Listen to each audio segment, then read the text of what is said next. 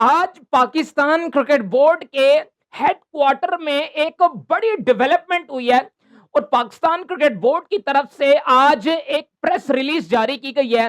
جس میں سب سے پہلے یہ کلیئر کٹ بتا دیا گیا کہ سکندر بخت اور سرفراز احمد سلیکشن کمیٹی کا پارٹ نہیں ہے۔ اور میں آپ کو بتا دوں یہ پچھلے 2 دنوں سے یہ جو ہم نے بھی آپ کو ڈیولپمنٹ بتائی تھی کہ سرفراز احمد اور سکندر بخت صاحب سلیکشن کمیٹی میں آ رہے ہیں، یہ حقیقت پر مبنی رپورٹ تھی، یہ جھوٹی رپورٹ نہیں تھی جو کہ آپ نے مختلف میڈیا چینلز کے اوپر سنی ہے۔ بیسیکلی ہوا کیا ہے، کیوں پاکستان کرکٹ بورڈ گیا بیک فٹ پر؟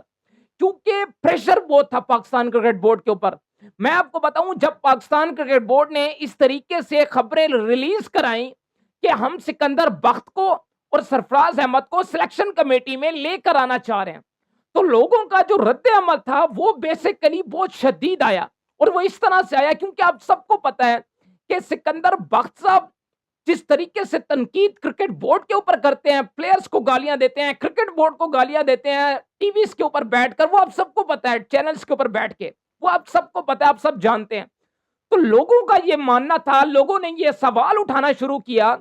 کہ یہ کیا ہو گیا کہ آپ کے اوپر کوئی تنقید کر رہا ہے، گالیاں دے رہا ہے، کرکٹ بورڈ کو گالیاں دے رہا ہے، تو آپ ان کو چپ کرانے کے لیے آپ کو کرکٹ بورڈ میں ان کو جاب دے دیں گے کیا؟ اس طریقے کا بڑا شدید قسم کا رد عمل آنا شروع ہوا کرکٹ بورڈ کے اوپر، لوگوں کی طرف سے، عوام کی طرف سے، فینس کی طرف سے۔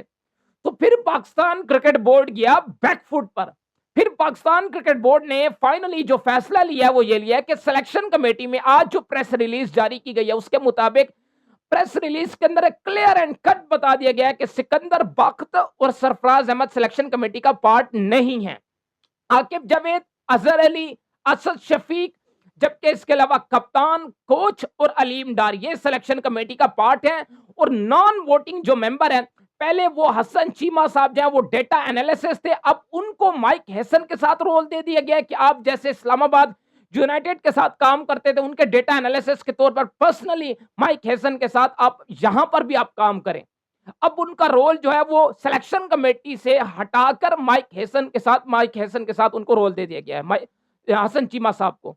جو ڈیٹا انالیسس کے طور پر نان ووٹنگ ممبر میں شامل ہیں وہ ہیں شاہد ہاشمی صاحب، ان کو جو ہے وہ ڈیٹا انالیسس کے طور پر جو ہے وہ ساتھ سلیکشن کمیٹی میں ڈال دیا گیا ہے، یہ نان ووٹنگ ممبرز ہوں گے۔ جبکہ سکندر بخت صاحب اور سرفراز احمد صاحب اور اس کے اندر ایک اور ممبر کو ایڈ کیا گیا ہے جو کہ علیم ڈار صاحب ہیں۔ ان 3 ممبرز کو اوپر بیسیکلی ایک کمیٹی بنائی گئی ہے جو کہ یہ ڈیسائیڈ کرے گی کہ کیا یہ آبزرو جس کو بولتے ہیں نا کہ آپ دیکھتے ہیں، آپ وہ آئی رکھتے ہیں کہ بیسیکلی جو سلیکشن ہو رہی ہے کیا وہ میرٹ کے اوپر سلیکشن ہو رہی ہے یا میرٹ کے اوپر سلیکشن نہیں ہو رہی، ان کا بیسیکلی آبزرونگ کا کام ہوگا ان 3 ممبرز کا، سرفراز احمد صاحب کا بھی، سکندر بخت صاحب کا بھی، اور سلیکشن کمیٹی میں جو شامل ہیں علیم ڈار صاحب بھی، اور اس کمیٹی کا بھی وہ ممبر رہیں گے۔ تو بیسیکلی ان 3 لوگوں کا یہ بھی کام ہوگا، بیسیکلی 2 ممبرز کا تو خاص طور پر یہی کام ہوگا جو کہ سرفراز اور